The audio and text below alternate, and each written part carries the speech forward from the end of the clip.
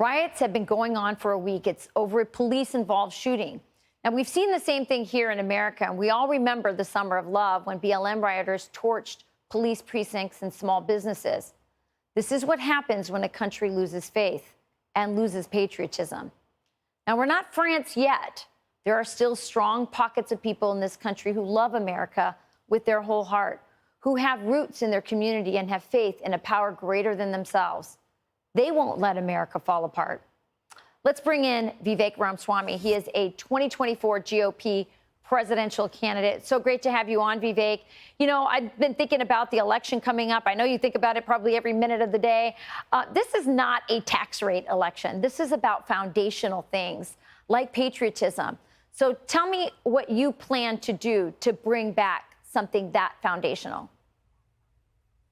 Look, our diversity is not our strength. Our strength, Rachel, is what unites us across that diversity. E pluribus unum, the values that unite us. That's what we've forgotten. I think there are some basic steps we can take, Rachel, to revive national pride, especially in that next generation of Americans. As the first millennial ever to run for the GOP nomination, I think that's my responsibility. One of the things that I think we should require is that every high school senior who graduates from high school should be required to pass the same civics test required of every immigrant who becomes a naturalized citizen in this country. Young people don't value a country they just inherit. They value a country they have a stake in knowing something about. Those are examples, Rachel. It's not a Republican idea or a Democrat idea. We're going to have to think outside the standard partisan and identitarian boxes to ask ourselves how our kids' generation will once again be proud of the greatest country known to mankind. That's the United States of America. You know, Vivek, there's no doubt that so much of this lack of patriotism, lack of knowledge about the things that you talk about, our Constitution and our history, is happening in the schools. Now, you say that you want to chop off the head of the snake. If you're elected, you promise to get rid of the Department of Education. But aren't the teachers' colleges also a place where we're training teachers to then go out into the schools and create new activists, social justice warriors, instead of educating our population? You're right that the problem is pervasive and there is no silver bullet. I think there's a role for everyone to play. It's just that I'm running for U.S. president. I'll tell you what the U.S. president can do that's most effective. Shut down the Department of Education that uses that money as a cudgel to get local school districts to adopt toxic and racial agendas.